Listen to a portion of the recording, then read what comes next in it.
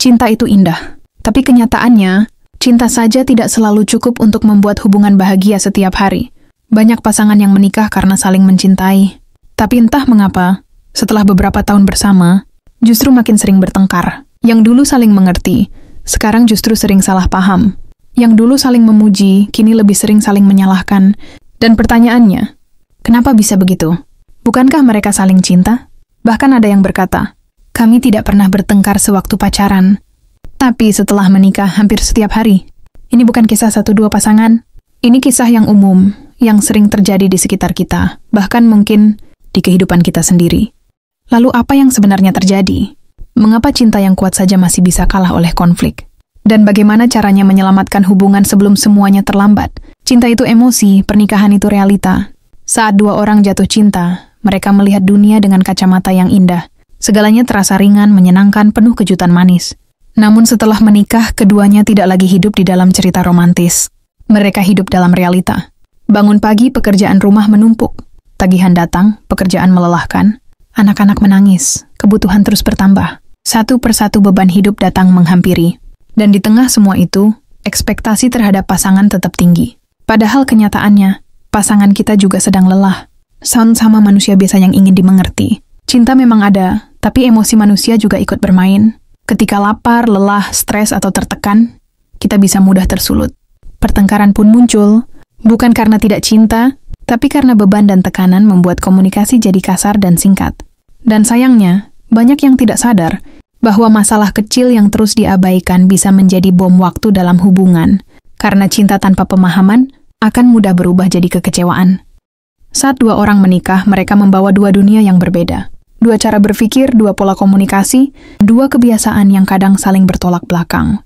Saat masih pacaran, banyak perbedaan bisa ditoleransi karena pertemuan terbatas. Dan semuanya terasa manis. Tapi dalam pernikahan, kamu bangun dan tidur bersama orang yang sama setiap hari. Kamu melihat sisi asli pasanganmu, dan dia pun melihat sisi asli dirimu, tanpa topeng, tanpa pencitraan. Dan di titik inilah banyak pasangan mulai terguncang.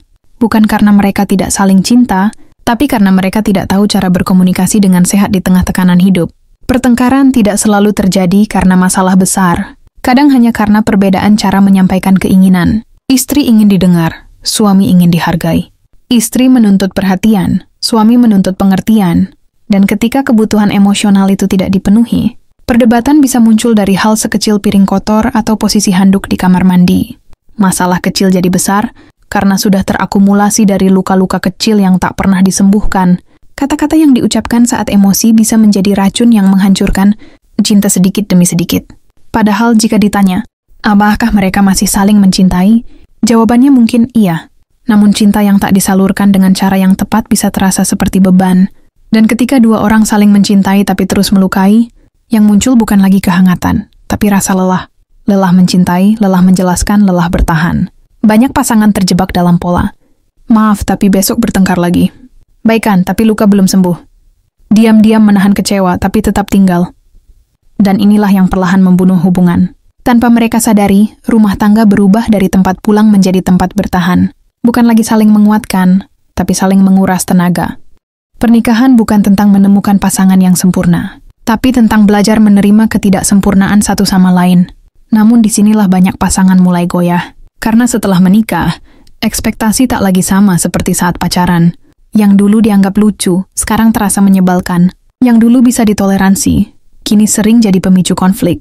Padahal sebenarnya, masalahnya bukan pada sifat pasangan, tapi pada ekspektasi yang tidak pernah dibicarakan dengan jujur. Suami merasa sudah bekerja keras, tapi istri merasa diabaikan. Istri merasa sudah berkorban banyak, tapi suami merasa tak pernah cukup. Mereka saling mencintai, tapi lupa saling memahami. Saling membutuhkan, tapi gengsi untuk saling mengalah. Seringkali mereka berharap pasangan berubah. Padahal yang perlu diubah adalah cara mereka berdua menghadapi perbedaan. Komunikasi yang sehat adalah kunci. Tapi sayangnya, tak banyak pasangan yang tahu caranya. Banyak yang lebih memilih diam saat marah, mengira diam akan meredam masalah. Padahal diam justru membuat jarak semakin lebar. Karena luka yang dipendam, perlahan berubah jadi dendam yang tersembunyi. Dan ketika satu pihak mulai merasa sendiri dalam hubungan, itulah awal dari kehancuran yang pelan tapi nyata. Bertengkar setiap hari bukan berarti tak cinta. Tapi itu tanda bahwa ada luka yang belum dibahas, ada kebutuhan yang belum disampaikan dengan baik, Ada emosi yang selama ini dipendam dan akhirnya meledak lewat hal kecil. Sebuah hubungan tidak hancur karena pertengkaran besar, tapi karena pertengkaran kecil yang tak pernah diselesaikan dengan bijak. Mereka saling mencintai, tapi tidak tahu bagaimana cara saling merawat. Dan inilah yang membuat mereka tetap bersama, tapi tak lagi merasa utuh. Pertengkaran dalam rumah tangga bukan hal yang harus selalu ditakuti, tapi yang perlu diwaspadai adalah cara kita dalam menghadapinya. Karena cara bertengkar menentukan masa depan hubungan. Apakah bertengkar membuat kalian makin saling memahami, atau justru makin saling menjauh?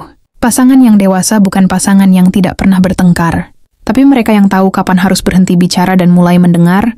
Mereka yang saat emosi memuncak tetap memilih menjaga kata-kata, karena mereka sadar, luka dari ucapan bisa tinggal lama di hati. Sayangnya, tidak semua orang dibekali kemampuan komunikasi sejak kecil. Banyak dari kita tumbuh di keluarga yang tidak pernah mengajarkan cara menyampaikan perasaan dengan tenang. Jadi ketika sudah menikah, kita belajar sambil berjalan. Sambil salah, sambil memperbaiki, sambil jatuh, sambil belajar bangkit bersama. Salah satu kesalahan umum adalah menganggap pasangan bisa membaca pikiran. Padahal tidak ada manusia yang bisa tahu isi hati orang lain tanpa diberitahu. Kita mengira pasangan tahu kita sedang kecewa, padahal dia sama sekali tidak sadar. Kita merasa dia berubah, padahal dia justru merasa sedang berusaha. Ya, inilah kenapa komunikasi itu penting. Bukan hanya bicara, tapi juga mendengarkan dengan empati. Menjadi pasangan bukan soal siapa yang paling benar, tapi siapa yang paling mau mengerti. Kalau setiap pertengkaran hanya diakhiri dengan saling diam, bukan solusi yang didapat, tapi tumpukan rasa tidak puas. Dan jika ini terjadi terus-menerus, cinta yang besar pun bisa terkikis tanpa disadari. Pernikahan bukan tempat untuk selalu menang, tapi tempat untuk bertumbuh bersama. Kalau salah satu merasa terus kalah, lama-lama dia tidak ingin ikut bermain lagi. Disinilah banyak pasangan mulai merasa sudah capek. Bukan karena tidak cinta, tapi karena terus merasa tidak didengar, tidak dipahami, tidak dihargai. Dan dari situlah biasanya mulai muncul keinginan untuk menjauh, mencari ketenangan di luar rumah, atau mulai berbicara lebih lembut pada orang lain, bukan pasangannya sendiri. Bukan karena ada orang ketiga, tapi karena komunikasi yang seharusnya ada di rumah sudah tidak terasa aman lagi. Untuk menyelamatkan hubungan yang terasa penuh pertengkaran, langkah pertama yang paling penting adalah sadari bahwa kalian berdua berada di pihak yang sama. Bukan musuh, bukan lawan debat, tapi dua orang yang sedang berjuang mempertahankan rumah yang sama. Karena seringkali saat emosi memuncak, kita lupa bahwa yang kita hadapi adalah pasangan yang kita cintai. Kita bicara seperti sedang melawan, bukan menyelesaikan. Padahal tujuan utama dari pertengkaran seharusnya adalah saling memahami. Saling jujur itu penting, tapi jujur tanpa empati hanya akan melukai.